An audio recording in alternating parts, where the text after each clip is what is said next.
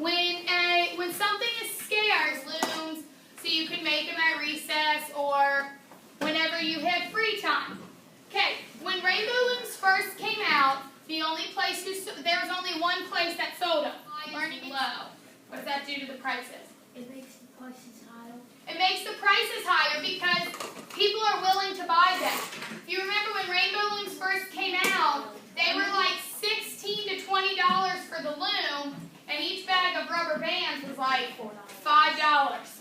So they were expensive. They were kind of expensive when they first came out, but they knew people were going to buy them because these kids really wanted them.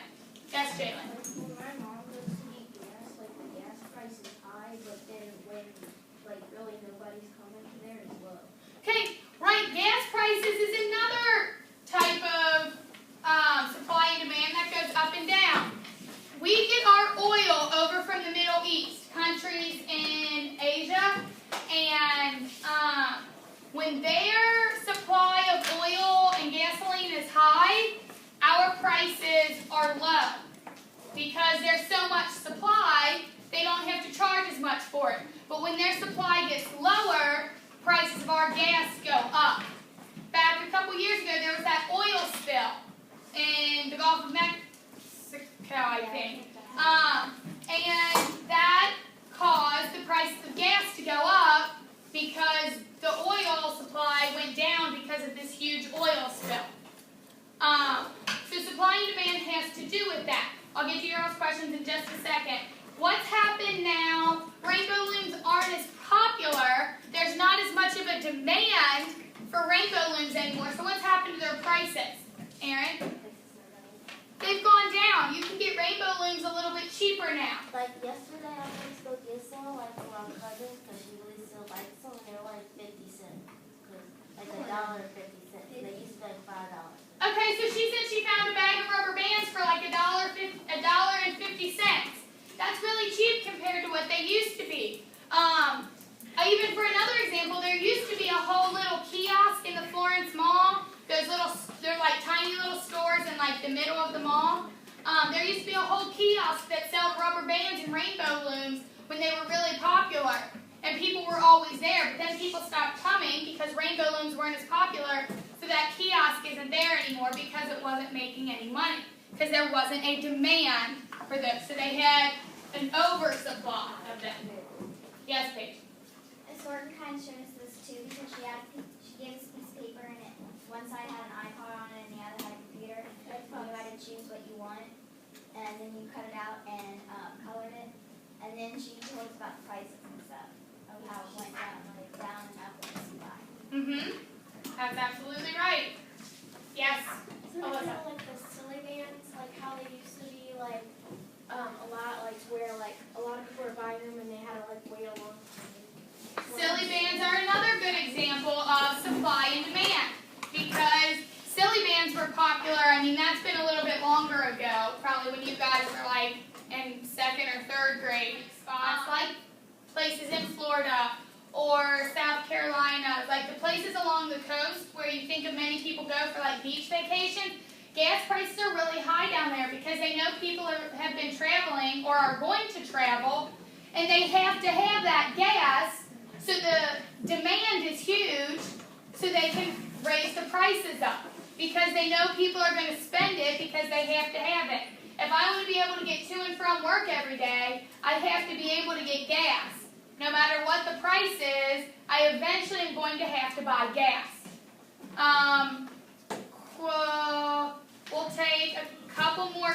Oh wait, we have a little bit more time before lunch. I'll take a couple more questions before lunch. Marissa? I don't know if this is like supply and demand, but I went to the mall like 3 or 4 weeks ago, and they were selling the hermit crabs, and they were like $25.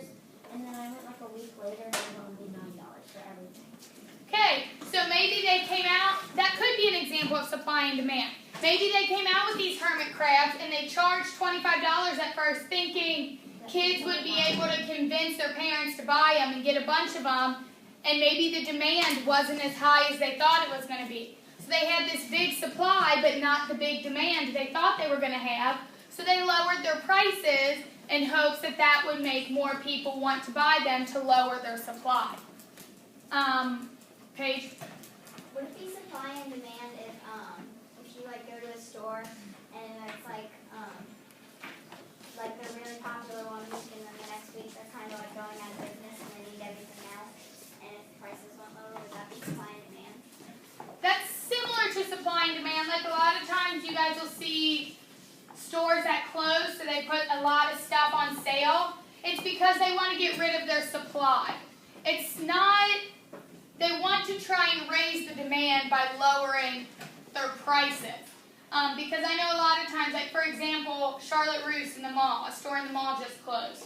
And there are stores, I mean, when I go to the mall, I see people in there sometimes, but they're never what I would call busy. Well then, when they were going out of business and they lowered all their prices down really low, there were people in there constantly shopping because they knew the prices were low, so they could get things they wanted for a really cheap price. Alyssa. I was gonna say, me and my mom and my sister were getting pizza, and it used to be, I forgot where we were going to go get it, but it used to be like really expensive and stuff. But now not a lot of people get it, so they were like wanting people to like that eat there. They were wanting people to buy the pizza and then take a picture of it and send it to Facebook so they could make people want to come and stuff. That's not exactly supply and demand.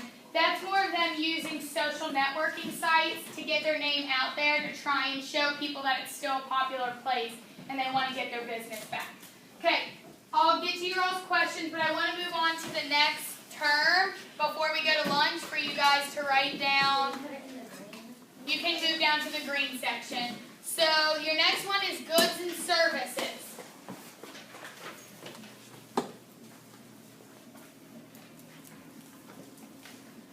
A good is a material object provided to a person.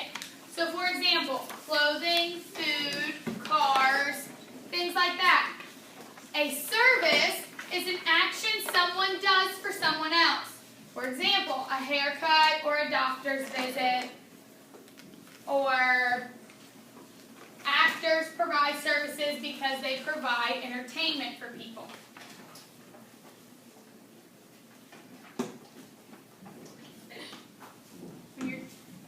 When you're done writing that, you can close your flip book and put your pencil down because we will have to get ready to go to lunch. But finish writing this definition first. Yes? Would it be like good as services? Like yesterday I went to like circus, or aren't they like a service provider? Like the They are a service provider because they are an entertainment, but can you buy goods there as well? Yeah. It depends on where you go. Like they have the stands. Okay, they have concession stands where they sell cotton candy and popcorn and different foods. Okay, and they have the vendors who walk around with like the big baskets of the cotton candy. Alyssa just mentioned another one. They have stuffed animals of the different animals in the circus. Paige? Would it be supply and demand if you guys go to the movie theater and it's like a really popular movie and it was really high prices though, and then you come back like a week later? Like I know on Wednesdays that they have like $5 movies at I think it's Turfway movie theater. But would it be supply and demand if prices went down because the movie's not that popular anymore? Movies are an example of supply and demand, but the way they work is like Rave Cinemas on Mall Road in Florence is like where movies go when they're brand new, when they first come out. And there's a big demand, excuse me, there's a big demand for people to see those movies, and they like sell out, and they just constantly have crowds. When movies start becoming less popular, they move to the $3 theater, Danbury, which is on Turfway, because they still are making some money, but there's not as big of a demand, so they move them to a different movie theater. All right, Kate, I'll hurry up and answer your question before lunch. In a movie theater, would the prices be cheaper on a weekday than a weekend? No, the only one I know of is Rave Theaters does do $5 movie days on Wednesdays just to try and get more business in there. Marissa, last question before What lunch. about Justice? Would they be supply and demand? Like every time I go in that store, it's like 20% off. And then why not just lower the prices?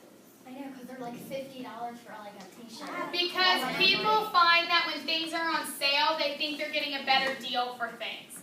So if they just lower the prices, people still see it's the original price, so they'll be like, oh, that's still too expensive. But if you say it's on sale, that's more appealing to the consumer that's buying it. Because they're like, oh, well, if it's on sale, then I can get it. It just sounds better to say you bought something on sale than to say you bought something at regular price. Okay, try and remember your questions, but I don't want to